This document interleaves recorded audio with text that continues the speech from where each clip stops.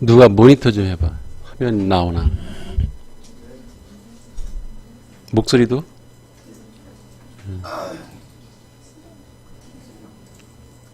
예, 오늘 방송할 내용은 그 I/O 설계, 그러니까 인터페이스 인풋 아웃풋 디자인 그 가이드라인에 대한 내용이에요.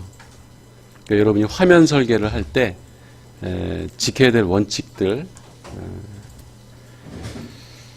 그런 거, 그러니까 교과서로 보면은 15, 16, 17장에 거기에 핵심적인 내용들만 요약한 거예요.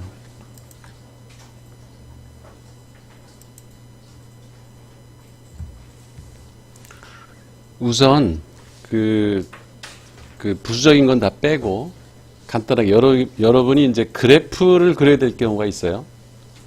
그럴 때 종류가 엑셀에도 보면 되게 여러 가지가 있죠. 그러니까 이거를 신문사에서 어떤 그 기사의 내용을 갖다 그래프로 그릴 때도 엉터리로 그리는 기자들이 많아요. 그러니까 어떤 추세를 보여줄 때 변화하는 과정, 그러니까 되게 X축이 시간일 경우, 그럼 이제 시간의 흐름에 따라서 뭐가 변하는 과정을 보여줄 때는 이 라인 차트를 그죠. 선 그래프. 그렇죠? 그러니까 지역별로 뭐 인지도 조사를 한다든가 비교를 할 때 이런 라인 차트를 그리면 이게 엉터리가 되겠죠. 그 다음에 에어리어 차트라고 이렇게 그 면적으로다가 그 비례를 보여줄 때가 있어요.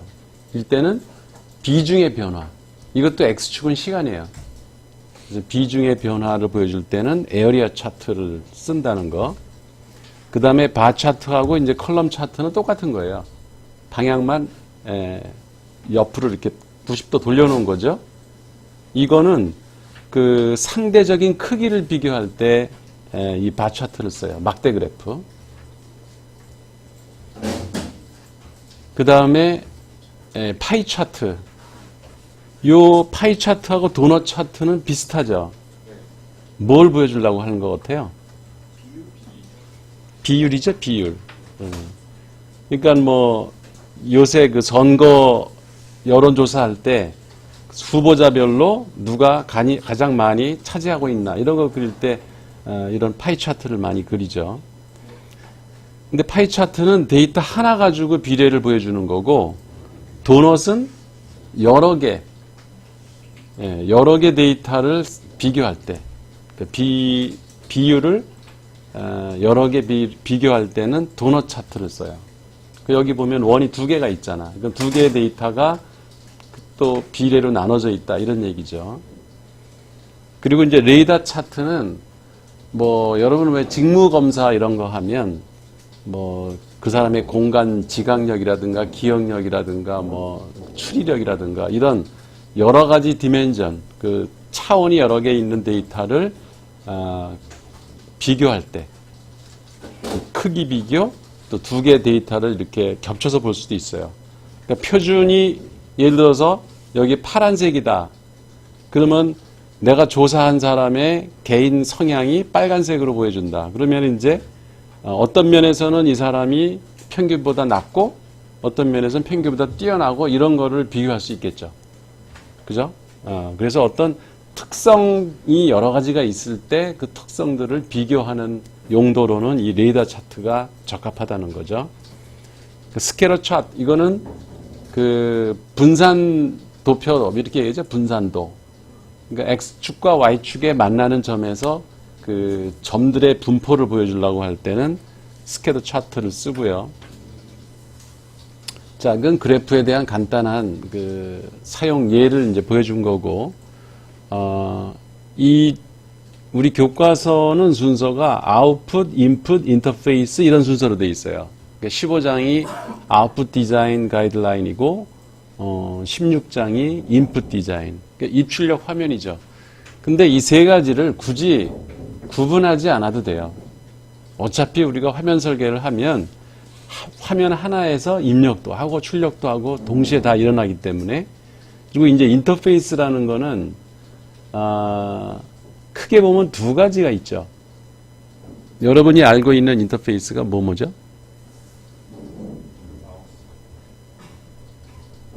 그런 거, 마우스로 쓰는 거, 이 화면에서 사용자와 컴퓨터가 주고받는 거, 그게 인터페이스죠. 그래서 입력할 때도 사용자가 데이터를 제공하고 그 결과값이 컴퓨터가 사용자한테 주죠. 그러니까 뭐 주고받는 거야. 그런 걸 유저 인터페이스라고 해요. 유저 인터페이스. 그래서 GUI라는 용어 있죠? GUI. 그게 뭐예요? 그래픽 유저 인터페이스. 그러니까 그래픽으로 사용자와 컴퓨터가 대화하는 그 과정을 그래픽으로 표현한다 이런 얘기죠. 그래서 지금 윈도우 환경 또 매cin토시 애플의 현대 컴퓨터들은 거의 다 GUI 환경에서 우리가 데이터를 주고받아요. 컴퓨터하고. 그래서 다 GUI 환경이라고 할 수 있겠죠. 하여튼 그렇게 정보 시스템과 사용자 간의 데이터를 주고받는 유저 인터페이스가 있고 그 다음에 시스템 인터페이스라는 게 있어요. 그거는 컴퓨터 시스템과 정보 시스템과 다른 정보 시스템이 데이터를 주고받는 거죠. 주로 통신 네트워크를 통해서. 그리고 굳이 통신 네트워크를 통하지 않더라도 이 개인 PC를 갖고 있으면 프린터하고도 통화해야 되고, 그죠? 컴퓨터와 프린터에 그 서로 의사소통이 돼야지 프린터 데이터가 컴퓨터에서 나갈 거 아니야, 그죠? 또 우리가 마우스를 무선으로 마우스를 이용하더라도 그것도 사실 시스템 인터페이스예요. 그러니까 사용자가 직접 데이터를 주고받는 것은 유저 인터페이스라고 하고 시스템 기기들 간에 그리고 다른 정보 시스템들 간에 정보를 주고받는 것은 시스템 인터페이스라고 한다. 블루투스랑 와이파이도. 그렇지. 그것도 시스템 간의 인터페이스지. 그러니까 그거를 사용자가 사용하는 디바이스들, 그러니까 키보드, 이 화면, 그 다음에 마우스, 뭐 터치 스크린 이런 것들은 유저 인터페이스이자 시스템 인터페이스가 겸해져 있는 거죠. 근데 주는 유저 인터페이스지. 사용자가 주로 쓰는 거니까. 그래서 그러면 그냥 유저 인터페이스라고 분류를 하고 기계들 간에 근데 이제 컴퓨터하고 프린터 간에는 사람이 끼어들 여지가 없죠. 그쵸? 그건 저희들끼리 하는 거잖아. 기계들끼리 주고받는 거라서 그건 시스템 인터페이스라고 불러요. 그리고 이제 통신 네트워크를 통해서 내 기기하고 다른 사람의 기기하고 직접 정보를 주고받는다. 그건 이제 시스템 인터페이스로 분류한다는 거죠. 그와 같이 정보를 주고받는 거를 인터페이스라고 하는 거예요. 근데 그거는 결국은 입력 화면과 출력 화면을 통해서 하기 때문에 이 세 가지를 구분하는 게 별 의미가 없다. 그래서 그냥 같은 카테고리로 생각을 하고 여러분이 화면 설계를 하면 돼요. 먼저 이제 아웃풋 설계를 할 때 주의해야 될 거 몇 가지. 여기 이제 화면 설계 예를 하나 전 시간에 보여준 게 있는데 타이틀을 꼭 위에 써라. 이게 첫 번째 요구사항이에요. include a title. 근데 이 첫 번째 요구사항도 여러분 안 지켜요. 나중에 화면 설계 한 거 보면. 타이틀 없으면 감점입니다. 그 다음에 date and time stamp. 여기 보면 화면에 타이틀이 있고 오른쪽, 왼쪽에 넣는 사람도 있어요. 오른쪽 위에 저기 날짜가 있죠. 2018 5월 31일. 저런 식으로 오늘 날짜를 디폴트로 다 시스템에서 읽어서 보여주라 이거야. 그래야 내가 지금 일하고 있는 게 언제 하고 있는지를 아니까. 우리 날짜 다 기억하는 것 같죠? 근데 막상 컴퓨터 앞에 앉아보세요. 오늘 날짜 물어보면 갑자기 시계 찾고 그래요. 그래서 이 화면 설계의 원칙 중에 하나는 뭐냐면 사용자가 어떤 데이터를 찾지 말게 하자 이거야. 응? 기억하게 하지도 말고 최소화하라 이거야. 물론 사용자가 입력해야 될 내용이 있겠죠. 근데 그런 꼭 사용자가 입력해야 될 것 말고는 모든 정보를 시스템이 알아서 데이터를 다 제공하라. 이게 인터페이스 설계 기본 원칙이에요. 그 다음에 보기 좋게 이 화면을 나누라 이거지. 여기도 보면은 그 위에 AS 신청 내역이라고 하는 데이터들을 모아서 이렇게 박스를 쳤고, 그 다음에 하드웨어에 관련된 데이터는 그것끼리 모아서 또 박스를 치고, 이렇게 구분을 하고, 그리고 이제 어떤 값들을 나열할 때는 컬럼을 이렇게 줄을 맞춰서 행과 열이 줄이 맞도록 배치를 하고, 그리고 그 위에다가 제목을 붙이고.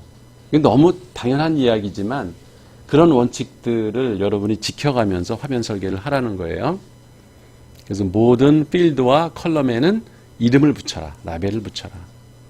그리고 약자를 쓰잖아요. 우리 정보기술을 이쪽 분야에서 일하는 사람들 중에 안 좋은 버릇이 뭐냐면 약자를 막 쓰는 거예요. 우리 MISDA 하면 우리끼리는 다 통하잖아요. 근데 외부 사람들한테 알릴 필요가 없으니까 그냥 MISDA라고 하면 우리 경영정보학 학생들은 다 아는 거야. 그건 괜찮아.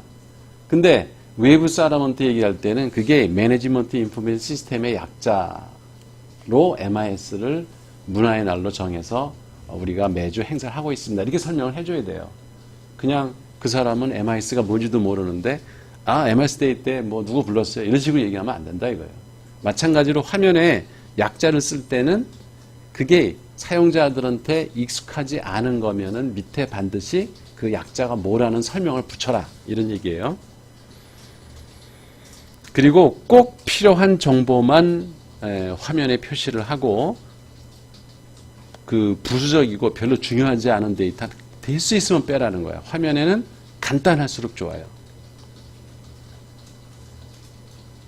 그리고 손으로 수정하지 않아도 되는 포맷. 예를 들어서 날짜를 입력할 때 제일 좋은 방법은 연, 월, 일을 따로 컬럼을 나누어서 입력하게 하는 게 제일 좋아요. 사용자한테 생일을 입력해라. 그럼 여러분 되게 당황스러워요. 생일을 어떻게 입력해야 될지. 560818 내 주민등록번호 앞자리 그렇게 입력해도 되는 건지, 아니면 1956년 8월 18일 날짜를 연, 월, 일을 써서 붙여야 하는 건지, 아니면 1956/018/018/ 이렇게 입력해야 되는 건지, 아니면 그 하이픈을 넣어야 되는 건지, 정말 종류가 많거든요. 그래서 이 화면 설계를 할 때는 사용자가 당황하게 하면 안 돼.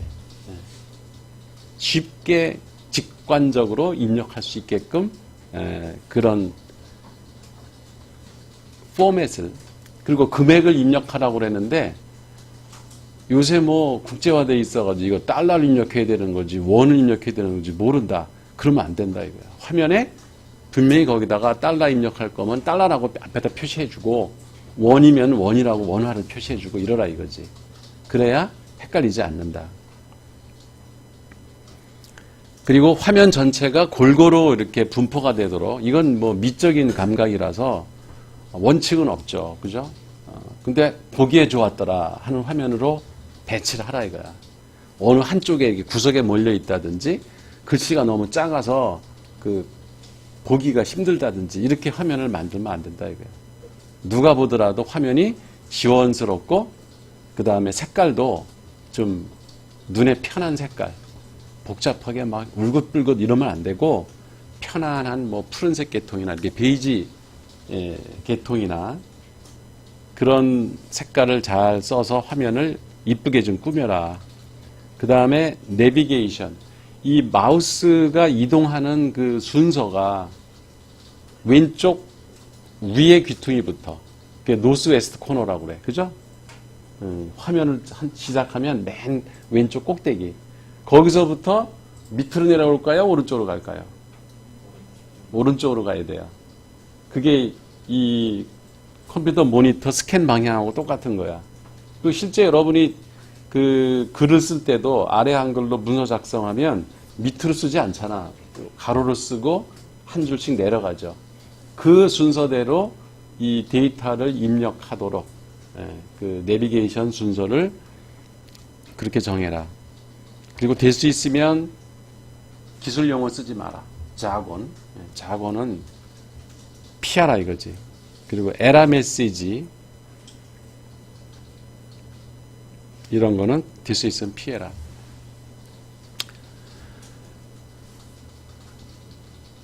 뭐 입력하는 순서, 그 디자인 설계 과정은 일단 여러분들은 지금 다 요구사항 준비가 다 돼 있는 거죠.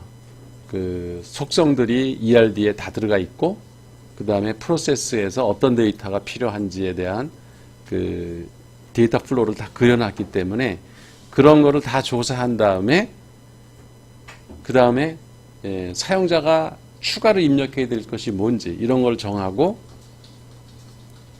그 다음에 한번 종이를 한번 이렇게 그려보라는 거죠. 근데 뭐 이거는 생략을 해도 돼요.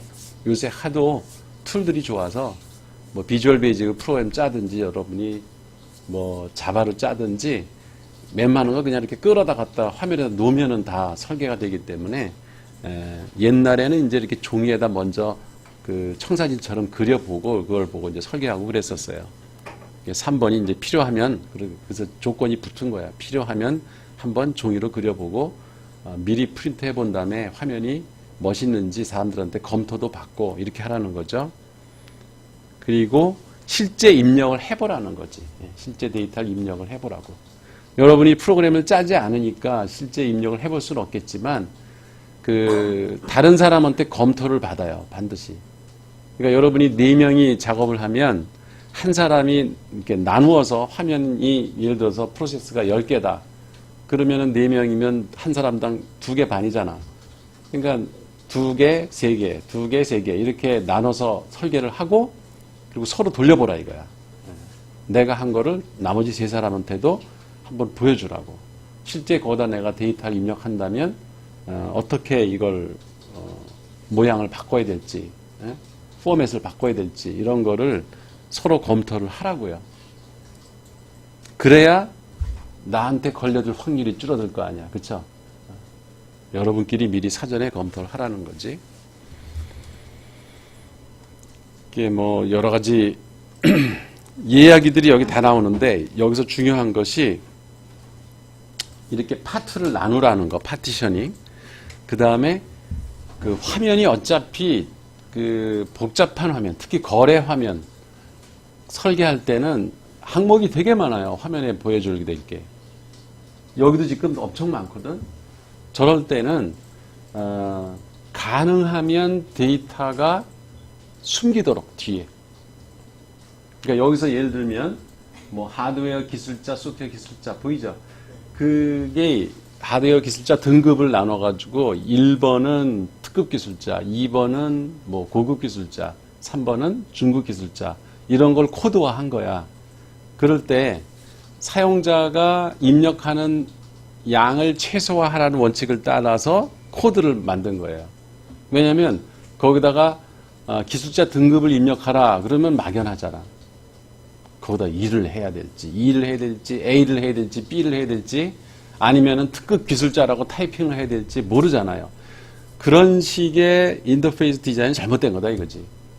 그래서 그 기술자를 입력해야 되는 그 칸을 사용자가 마우스를 클릭을 하면 그 리스트가 쫙 떠주면 거기서 선택하면 되잖아. 그죠? 그 여기 화면에는 지금 안 나타났지만 저 마우스로 그 버튼을 누르면 밑에 데이터가 쫙 떠주거든. 그걸 인포메이션 하이딩이라고 하는 거예요. 정보를 숨겨둔다 이거야. 그러니까 화면에는 안 보여주지만 일을 할 때는 클릭하면 그 데이터가 쭉 떠주도록.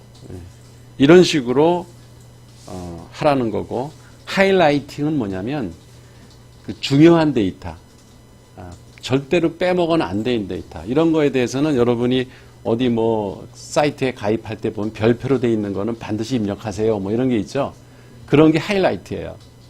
별표를 표시하든지 아니면 거기를 그 붉은색으로다가 그 테두리를 쳐두든지 하면은 사용자가 거길 스킵하지 않죠. 건너뛰지 않고 입력을 하게끔 하는 것. 이런 원칙들이 적용이 되고요. 이게 이제 샘플 화면이에요. 그래서 여기 보면은 여긴 탭을 이용했죠. 요즘 웬만한 개발 도구들은 탭 기능을 제공을 해요. 그러니까 화면이 뒤에 숨어 있는 거야. 앞에 리포트가 있고 뒤에 그래프가 있죠. 그래서 그래프를 선택하면 새로운 화면이 앞으로 튀어나오고 리포트가 뒤로 숨겠지. 이것도 일종의 하이딩 기술이야. 1번. 그리고 2번도 이것도 하이딩이야. 지금 여기는 하나, 멤버 셀렉션 서머리라는 게 하나만 나와 있지만 그걸 클릭을 하면은 밑에 쭉 메뉴가 떠준다고. 그래서 이 화면에 차지하는 양을 최소화시킨 거죠.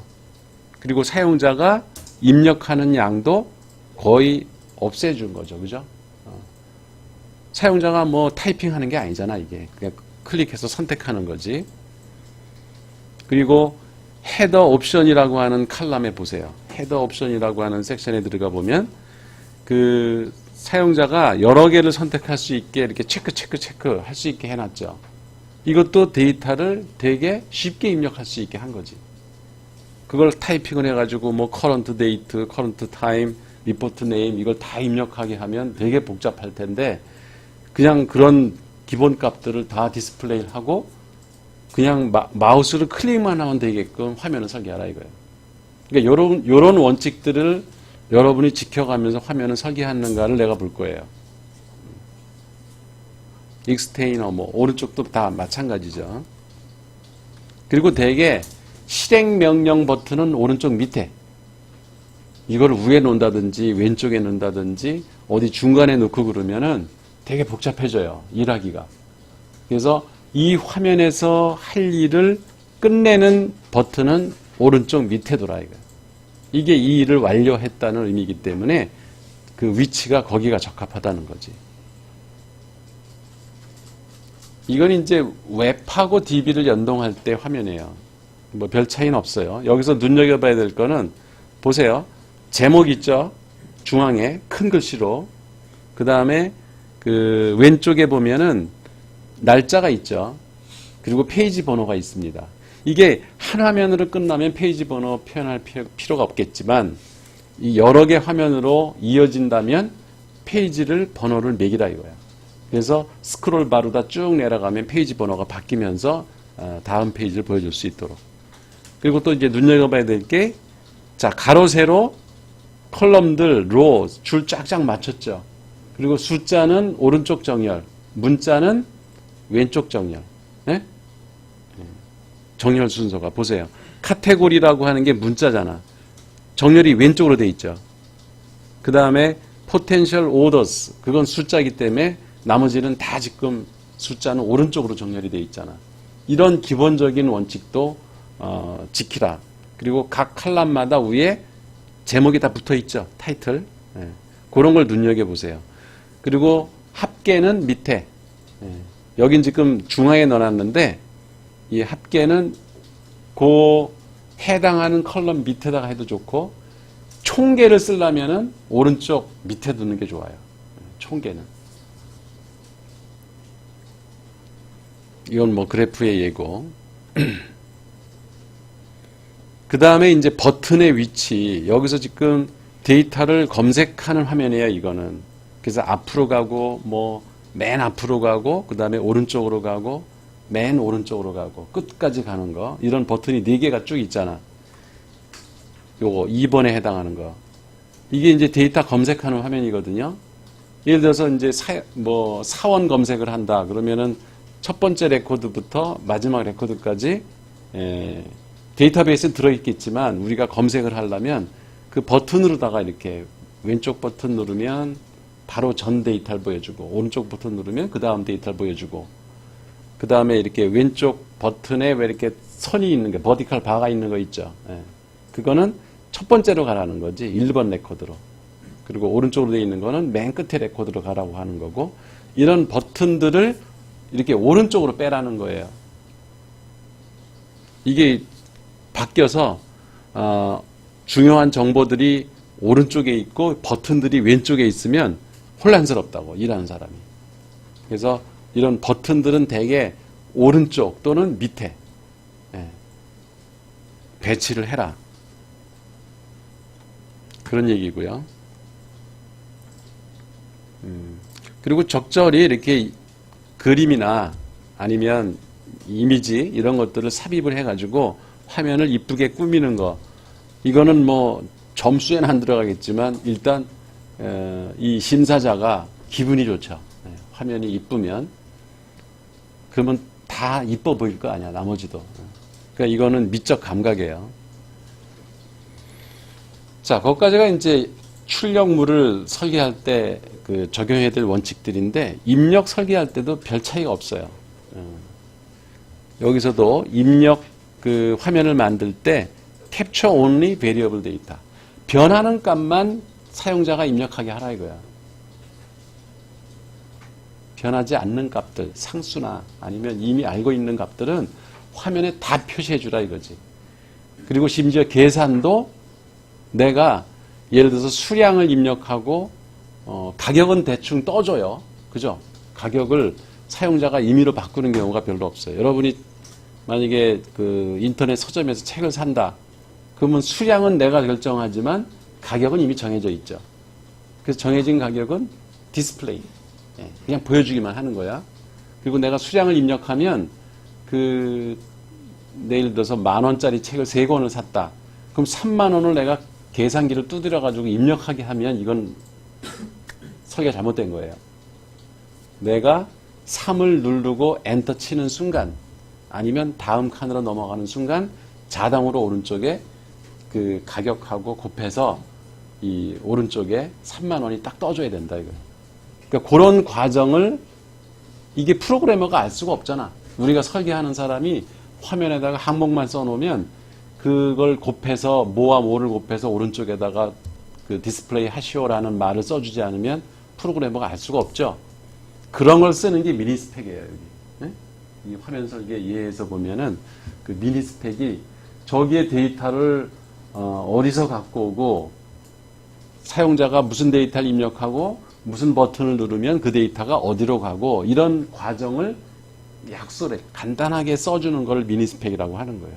그러니까 이 화면에 데이터의 그 출처와 갈 곳 그리고 사용자가 어디를 입력하고 어떤 데이터는 데이터베이스에서 읽어다가 보여주는 건지 이런 과정을 간단하게 쓰는 걸 미니스펙이라고 하는 거예요.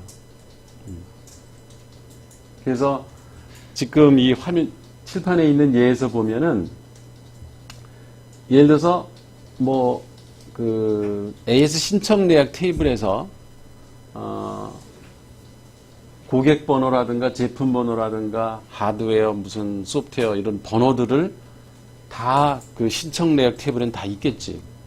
기본적으로 하드웨어 소프트웨어를 뭐를 고쳐달라 이렇게 AS 신청을 고객이 하면 그 고객 번호와 제품 번호 그 다음에 하드웨어 소프트웨어 번호 이런 것들이 다 그 신청 내역 테이블에 있어요. 근데 화면에서는 그런 그 번호 가지고 일을 할 수가 없어. 그렇잖아. 고객 번호를 아는 사람이 없다고. 직원 중에. 기억할 필요도 없고. 근데 데이터는 고객 번호밖에 없어. 근데 화면에는 고객명을 표시해줘야 내가 일을 확인해가면서 할 수 있죠. 그래서 고객 테이블에서 고객명을 읽어와야 돼요. 알겠죠?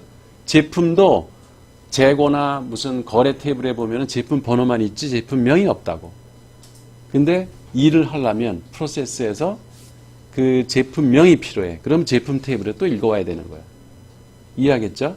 그러니까 여러분이 그 DFD 그릴 때 많이 빼먹는 게 그런 것들이야. 번호를 긁어오는 거는 데이터 플로우를 잘 그리는데 그 명칭이 필요한 그 데이터, 이 값을 어디서 갖고 오느냐는 화살표를 빼먹는단 말이야. 근데 이 화면 설계를 해보면 이 제품명은 여기 없는데 그거 알게 되잖아. 그럼 제품 테이블을 읽어와야 되겠구나. 그러면 이제 DFD에 가서 화살표를 추가하라 이거야. 그런 식으로 이 화면 설계를 하면서 DFD도 여러분 수정을 하고요.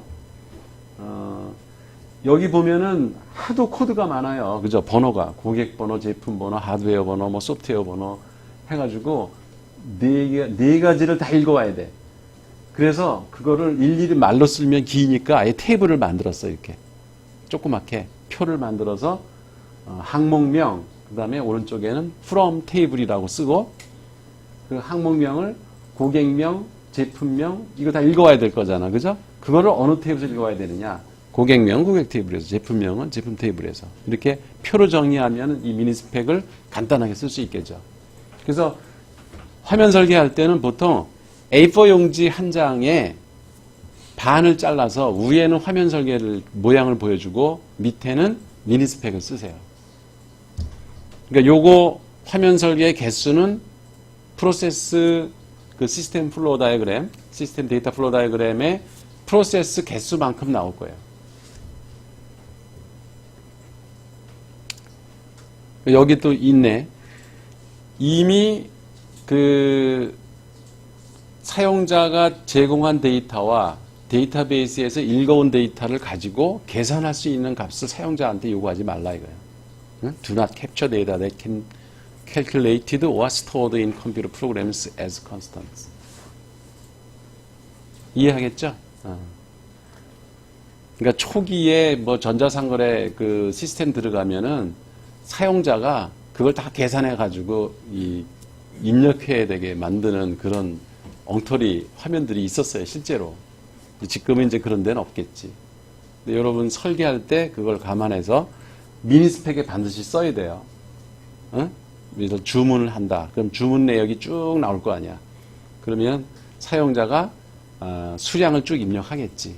그럼 가격은 이미 그 표준 원가가 테이블에서 읽어다가 쭉 뿌려준 거가 있으니까 그 두 개 값을 곱해서 소개를 쓴다. 그리고 총계도 지가 계산해야죠. 그죠? 그래서 소개를 더해서 총계에다가 난에 디스플레이 한다. 이런 식으로 미니 스펙을 써야 돼요. 그리고 여기 이제 코드 설계라는 게 use codes for appropriate attribute. 그러니까 여러분 각자 팀마다 코드가 필요한 속성들이 있을 거예요. 그러니까 여기서는 이제 기술자 등급을 예를 들었어요. 기술자 등급을 특급 기술자, 고급 기술자, 중급 기술자 이렇게 타이핑을 하면 에러 날 확률이 높으니까는 그걸 코드화하자. 그래서 기술 등급이라는 속성의 값을 코드로 입력할 수 있게. 그래서 1번은 고급 기술자, 2번은 특급 기술자, 고급 기술자 이렇게 코드 설계서를 따로 추가하라는 거예요. 근데 이제 어떤 팀은 아예 코드가 필요 없는 팀도 있을 수 있어요. 그럼 그냥 빼면 돼요. 근데 내가 유심히 보죠. 이 데이터 속성 값을 이건 코드로 해야지만 일을 처리할 수 있고 거래를 기록할 수 있는데 그거를 사용자가 입력하게 만든다. 그건 벌써 이 IO 설계의 원칙에 어긋나기 때문에 감점 대상이에요. 그러니까 유심히 보세요. 속성 그 테이블 명세서를 만들 때 이거는 코드로 해야 되겠다 라고 결정하면 바로 미루지 말고 코드 설계서를 추가해 나가세요. 그래서 코드가 3개면 1번, 2번, 3번 이렇게 코드 설계 명세서를 보여주라고. 되게 간단한 거예요, 이게. 코드 설계가. 뭐 종교 코드, 무슨 뭐 색깔 코드 뭐 이렇게 여러분이 분석하고 있는 회사 일의 성격에 따라 다양한 코드가 나올 수 있겠죠.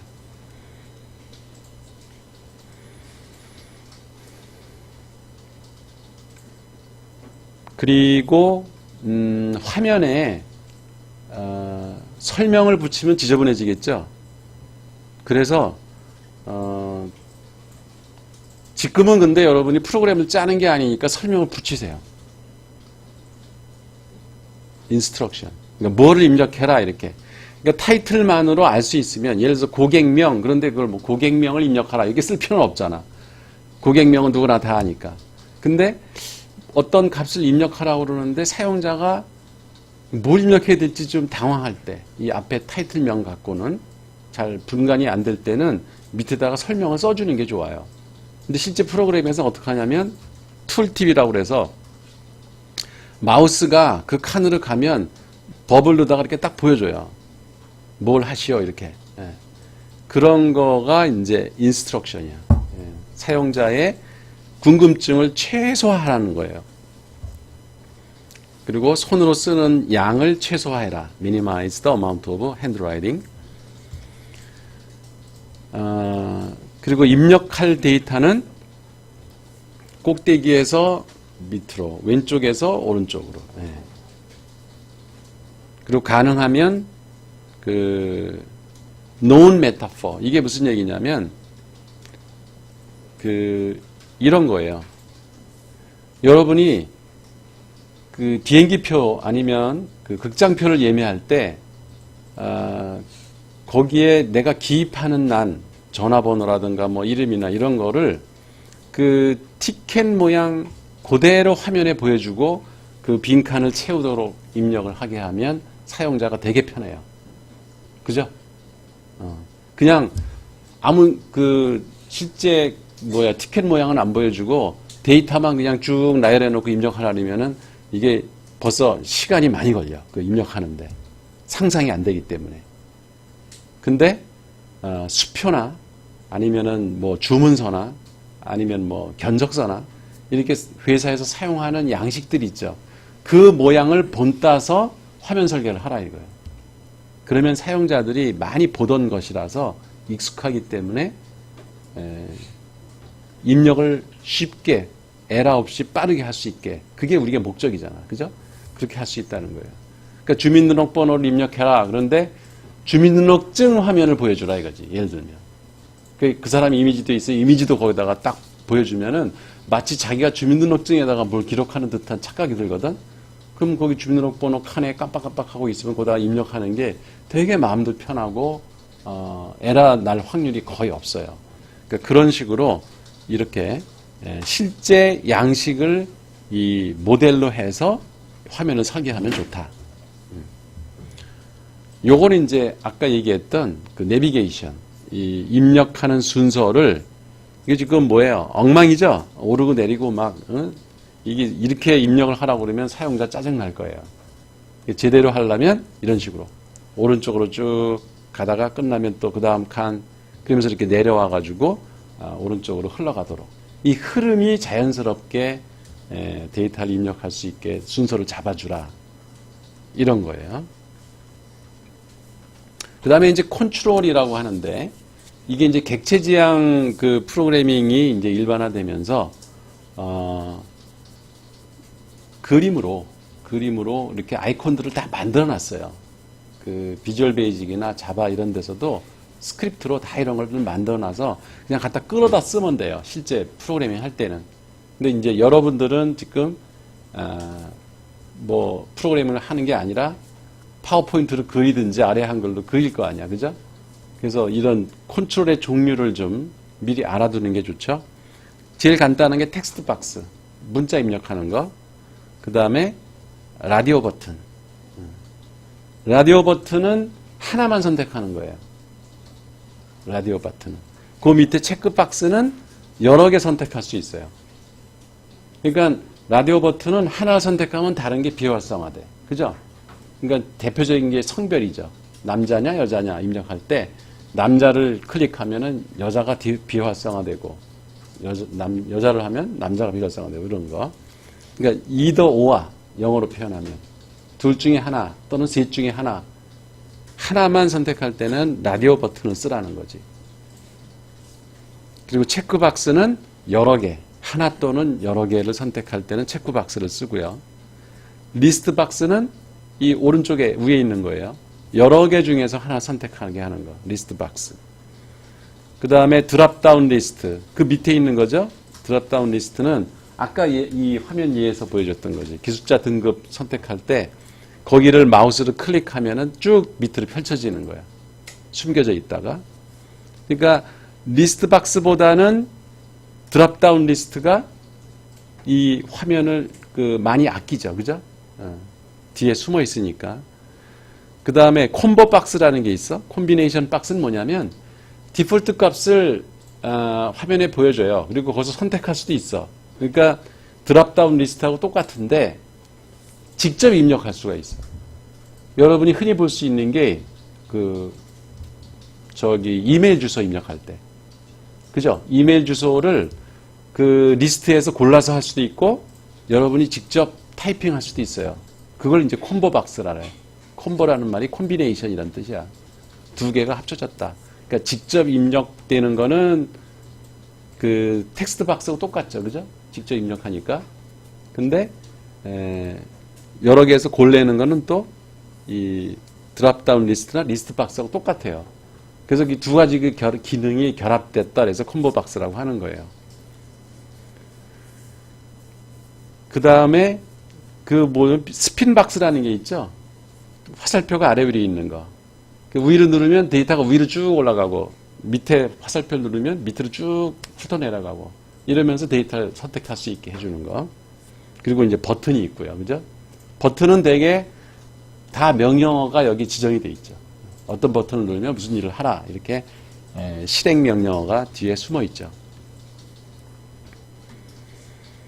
그 다음에 이제 고급 컨트롤. 이게 캘린더. 날짜 입력하기 사람 참 힘들거든. 그러니까 아예 캘린더를 보여주는 거야. 선택하면은 캘린더가 딱 떠. 그래서 날짜를 월하고 이거를 구분할 수 있게. 요새는 대부분 아마 이런 캘린더 컨트롤을 제공을 할 거예요. 이 인터페이스에서. 근데 여러분은 뭐 이거 프로그래밍 할 수가 없으니까 그냥 날짜 형태로 하세요. 그 다음에 정도를 표시할 때 이 슬라이드 이렇게 마우스를 찍어가지고 이렇게 왼쪽으로 옮기면 줄어들고 오른쪽으로 하면은 늘어나고 하는 이런 것도 있고요. 그 다음에 마스크드 에딧 컨트롤이라는 건 뭐냐면 포맷이 이미 정해져 있는 거야. 예를 들어서 주민등록번호를 입력하면 하이픈이 이미 들어가 있는 거야. 그래서 그거를 입력할 때 되게 그런 얘기 하죠. 전화번호의 사이에 그냥 번호만 입력하세요 이러죠. 통장번호도 번호만 입력하세요. 이런 게 이미 마스크가 돼 있어요. 화면에 보여줄 때는 주민등록번호는 가운데 하이픈을 넣고 보여주고 전화번호는 그 세 자리씩 띄워서 보여주고 이렇게 그러니까 사용자는 뭐 하이픈을 넣고 슬래시를 넣고 이런 걸 하지 않고 그냥 숫자만 입력하면 지가 알아서 화면에 보여주는 거예요. 여기 213 국번을 그러니까 지역번호죠. 지역번호를 따로 가로치지 않은 거예요. 사용자가 그냥 입력하면 그렇게 자동으로 알아서 앞에 세 자리는 지역번호로 이 소괄호를 표현해 준 거지. 그리고 엘립스라고 하는 거 거기 이제 클릭 뭐 땡땡땡 for options 그게 바로 엘립스예요. 엘립스라는 게 생략됐다 이런 뜻이야. 거기 클릭하면은 문자가 쫙 나오는데 화면에 보여주기에는 그냥 땡땡땡으로 표시하는 거야. 그러니까 생략됐다 이런 얘기죠. 그리고 이제 숫자 바꾸는 그런 것도 있고 체크리스트 박스 오른쪽에서 여러 개 선택할 때 쓰는 거. 그 다음에 이 메뉴 구조로다가 이 체크리스트 트리 박스 이런 것도 있고요. 이런 게 있다는 것만 그냥 알아둬요. 여러분이 나중에 뭐 비주얼 베이직이나 잡아가지고 프로그래밍 할 때는 이런 다양한 컨트롤들이 있다는 것을 알고 적절한 곳에 갖다 쓰면 되죠. 이렇게 달력, 체크리스트 박스 이런 것들.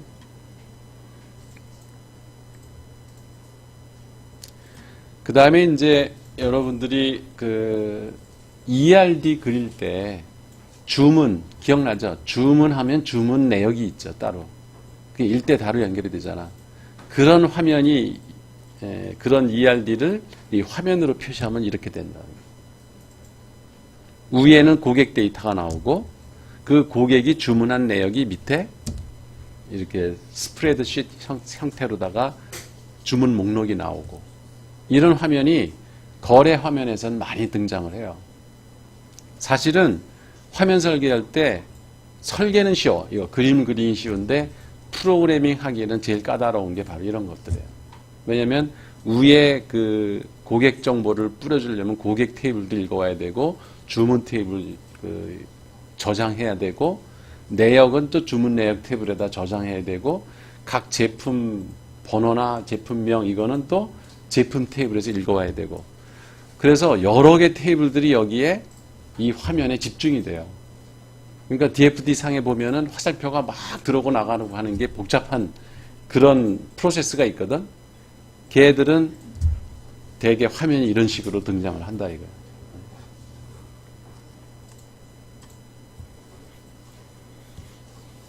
그리고 이제 인터페이스를 우리가 설계할 때는 입출력 화면 설계할 때 마찬가지죠. 사용자가 내가 지금 어디쯤 와 있다, 지금 내가 뭐 하고 있다, 이런 거를 궁금해하게 하면 안 돼요. 예를 들어서 어떤 데이터를 검색을 해요. 내가 이제 엔터를 쳤어, 검색을 하고. 그랬더니 화면이 아무 일도 안 일어나. 그냥 멈춘 것 같아. 그러면 이거 다운됐나? 그리고 막 멀쩡히 지금 뒤에서 DB 작업하고 있는데 컴퓨터를 끄거나 화면을 뭐 다시 리부팅하고 난리 친다고, 성질 급한 사람들은. 그러니까 그런 일이 안 일어나도록 하려면, 예를 들어서 여러분들 그 마이크로소프트 제품들은 뭐 다운로드 할 때 다운로드 그 진행 과정을 이렇게 그래프로 보여줘요. 그래서 이렇게 쭉 화면이 이렇게 어떤 화면 인스톨하고 그럴 때 보여주잖아. 그런 게 사용자가 지금 시스템하고 무슨 일을 해야 되는가. 그러니까 그건 기다리라 그런 얘기야. 그게 내가 지금 부지런히 프로그램 깔고 있으니까 당신 좀 기다려 라는 표시를 그렇게 하는 거예요. 그리고 데이터나 검색하고 있으니까 나 다운된 거 아니야, 일하고 있으니까 좀 기다려, 이런 표시로 메시지를 주는 거예요. 그것도. 그러니까 그런 설계를 꼭 하라는 거야. 그리고 어떤 화면 보면은 그 다음에 내가 뭘 해야 되지 이렇게 당황하게 만드는 화면이 있어요. 그러면 안 된다, 이거. 어떤 일을 해 끝냈으면은 그 다음에 화면이 사라져 주든지, 아니면 다음 뭐 이런 화면을 그 버튼을 눌러서 그 다음으로 넘어가게 하든지, 이렇게 사용자한테 뭔가 다음 취할 액션을 갖다가 보여주는 버튼 같은 거를 만들어서 궁금증을 유발하지 말라 이거예요. 그게 인터페이스 설계의 원칙이야. 그리고 또 하나는 데이터를 내가 입력했는데 이게 맞는 건지 틀리는 건지를 가능하면 시스템이 다 조사해 줘야 돼요. 예를 들면 월급을 입력해야 되는데 거기다가 내가 실수로 내 이름을 입력했어요. 근데도 그게 저장이 되면 그 시스템은 엉망이에요. 그렇죠? 금액을 입력해야 됩니다 라고 메시지가 딱 떠줘야 돼. 그리고 금액을 입력하는 순간 알파벳을 입력하면 에러 사인이 삑삑 나야죠. 숫자 입력해야 되는데 이렇게 문자가 들어오면 삐삐 소리가 나면서 거부를 해야지. 그런 시스템이 설계가 잘 된 거예요. 그리고 작업을 하느라고 늦고 있으면 현재 진행 중입니다, 잠시만 기다려 주십시오, 이런 메시지를 좀 밑에다가 표시해 주고,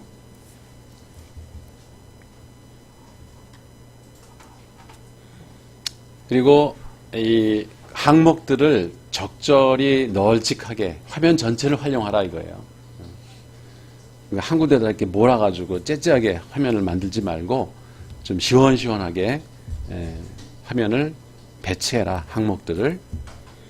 그리고 디폴트 값들, 그러니까 원래 사용자가 입력 안 하더라도 디폴트 값을 표시해주면 그만큼 입력 에러도 줄일 수 있고 노력을 줄일 수 있죠. 예를 들면 거래일자. 거래일자는 특수한 경우가 아니면 오늘이잖아요. 그러니까 오늘 날짜를 사용자가 입력하게 하지 말라는 거지. 그냥 시스템 일자를 읽어다가 거기다가 뿌려주고 있으면 거기에 사용자가 수정하면 할 수 있게, 디스플레이는 그러니까 디폴트 값은 주고 수정도 할 수 있게 이렇게 해주면 그럼 사용자가 노력을 줄이면서도 에러를 줄일 수 있고 기분 좋게 일을 할 수 있게 그렇게 만들어줘라. 그 다음에 에러가 있는 거, 만약에 여기에 그 테이블 명세서 보면은 널이라는 게 있죠. 널. 이 테이블 명세서, 엔터티마다 테이블 명세서를 만들어야 될 때 그 표시해야 될 것들이 최소한 요거예요. 속성명 쓰고요. 그 다음에 그 속성을 영어로 적당한 명칭을 정해줘요. 이게 컬럼명이에요. 이거는 여러분이 SQL 문 작성할 때 그 컬럼 명칭을 쓸 영문명이야. 이거를 쓰면 안 되거든. 써도 되긴 하지만 에러가 많이 나고, 특히 오라클이 다 미국에서 만든 제품이고 대부분의 DB 제품들이 한글화가 껍데기만 돼 있지 속에는 안 돼 있어서 그 데이터 효율도 엄청 떨어져요. 검색을 한글로 이렇게 해놓으면. 그래서 컬럼명은 영문으로 명칭을 정해서 쓰세요. 그 다음에 타입, 데이터 타입은 오라클 데이터 타입을 표준으로 합니다. 여러분 교과서에 다 있어요. 데이터 타입은. 그래서 이렇게 코드 같은 거, 그러니까 번호 이런 아이디들은 되게 캐릭터예요. 왜냐면 길이가 정해져 있잖아. 5자, 6자 이렇게 정해져 있으니까 캐릭터로 하고, 주소처럼 길이가 알 수 없는 것, 미리 알 수 없는 그런 그 긴 스트링, 문자열을 기록할 때는 베리어블 캐릭터, 바차라고 보통. 그 길이는 최대 길이만 쓰는 거예요. 그게 이제 데이터 타입이고, 그 다음에 키 값을 써야 돼요. 여기서는 신청서 번호가 프라이머리 키라서 PK라고 쓰고, 이건 다 외부에서 온 키라서 포인 키라고 쓰고, 아닌 건 그냥 내버려 두고, 빈칸으로. 그 다음에 이제 널리티. 이게 입력을 꼭 해야 되느냐? 하지 않아도 괜찮으냐? 해도 되면, 그러면 널이야. 오케이. 예스. 뭐 오케이로 해도 되고, 예스로 해도 되고. 근데 반드시 입력해야 된다. 예를 들어서 프라이머리 키가 빠지면 안 되는 거 아니야. 그죠? 인사 테이블에 사람 이름이 빠지면 안 되잖아. 그런 것들은 난날, no 또는 not이라고 써서 이 테이블 명세를 만드는 거예요. 그 필요한 속성을 다 만들고, 여기다 한 칸 추가한다면 비고 해가지고 아까 이제 코드 설계한 게 있었죠. 그런 속성에 대해서는 코드 몇 번 이렇게 써주면 이제 참고를 할 수가 있죠. 그런 식으로 테이블 명세에서도 ERD에 있는 엔티티 수만큼 만드세요. 그리고 거기 혹시 속성 가운데 코드로 쓴 거 있으면 코드 설계에서 다 붙여야 되고, 그리고 DFD의 프로세스 수만큼 화면 설계가 나와야 되고, 다음 주 과제입니다. 다음 주에. 그게 마지막으로 여러분이 할 일이에요. 그래서 에러가 발생하면 데이터 타입이 안 맞든지 길이가 안 맞든지 어떤 입력하는 과정에서 에러가 발생하면 더 이상 진행이 안 되도록 화면을 그렇게 제어를 만들어야 돼요. 에러가 있는데도 그냥 쭉 지나가서 입력을 하고 저장을 하게 만들면 안 된다, 이런 얘기죠.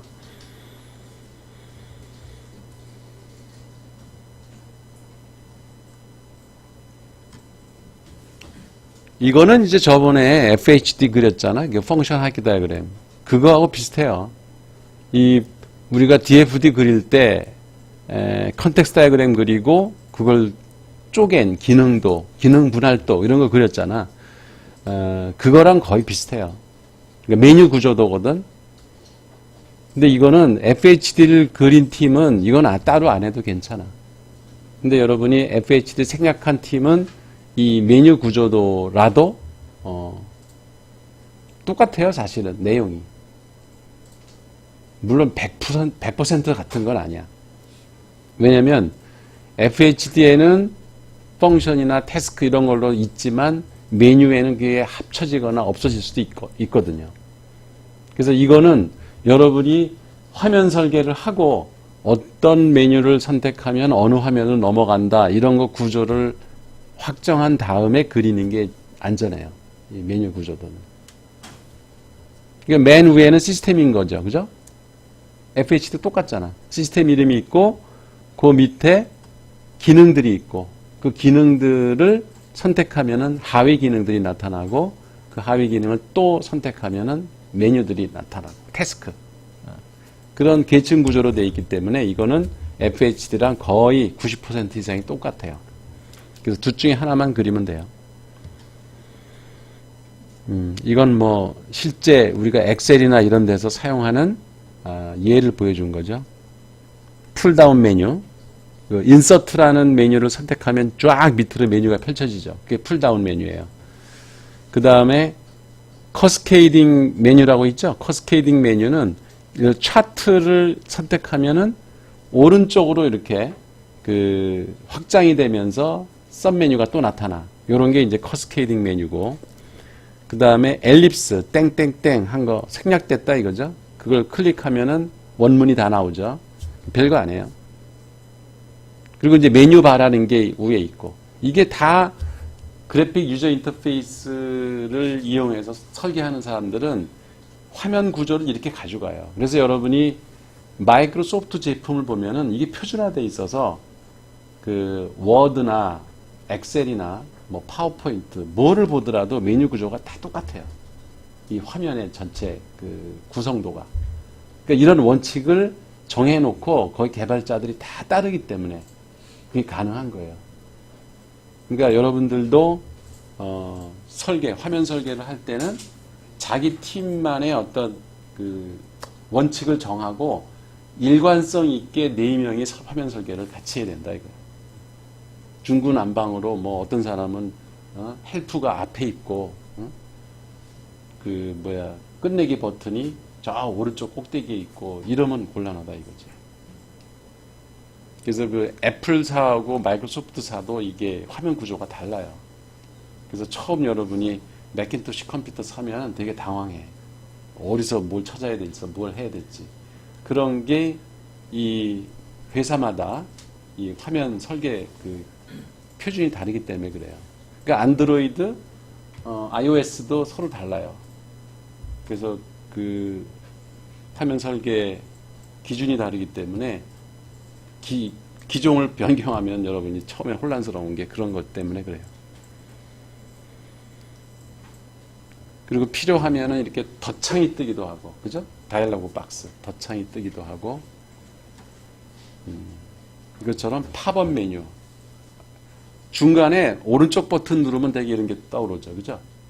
오른쪽 마우스 버튼 누르면 팝업 메뉴가 뜨기도 하고, 이건 다 이제 지휘화 환경에서 그리고 메뉴를 단순히 그냥 플레인 텍스트로 다 보여주는 것보다는 이렇게 아이콘으로 그러면은 오디오는 앞에 음악 듣는 거구나. 영어를 모르더라도 앞에 아이콘을 보고 이게 무슨 기능이구나 알 수 있게 되죠. 그래서 가능한 사용자들이 편리하게끔 화면을 구성해줘라. 그런 원칙에서 이게 만든 화면이에요. 그잖아. 이 영어 몰라도 이거 다 선택해서 일을 할 수 있잖아. 특히 애들은 이거 아주 귀신같이 알고 다 쓰더라고. 자, 여기까지가 그 인풋, 아웃풋, 인터페이스 설계의 기준들이에요. 그러니까 이런 몇 가지 기준들만 여러분이 지켜가면서 지금까지 설계한 ERD하고 DFD를 중심으로 화면 설계, 테이블 명세서 그리고 이제 화면 설계는 반드시 위는 화면 모양이고 밑에는 미니스펙 그 데이터가 어디서 오는지 어디로 저장되는지 사용자가 무슨 데이터를 입력하면 무슨 액션을 취하는지 이런 것들을 너무 이렇게 문장을 길게 쓰지 마세요. 또 저거 쓰라고 그러니까 막 페이지를 넘겨가면서 뒷페이지까지 잔뜩 쓰는 사람들이 있는데 그건 미니스펙이 아니야. 그렇게 되면 그냥 간결하게 어느 데이터가 어떤 식으로 화면에 뿌려지고 저장되고 계산되고 그런다. 그런 화면의 작동 원리만 간결하게 쓴 그게 이제 미니스펙이에요. 그리고 혹시 코드가 있으면 코드 설계 붙이고 이게 여러분의 마지막 과제입니다. 자, 여기까지 합시다. 고맙습니다.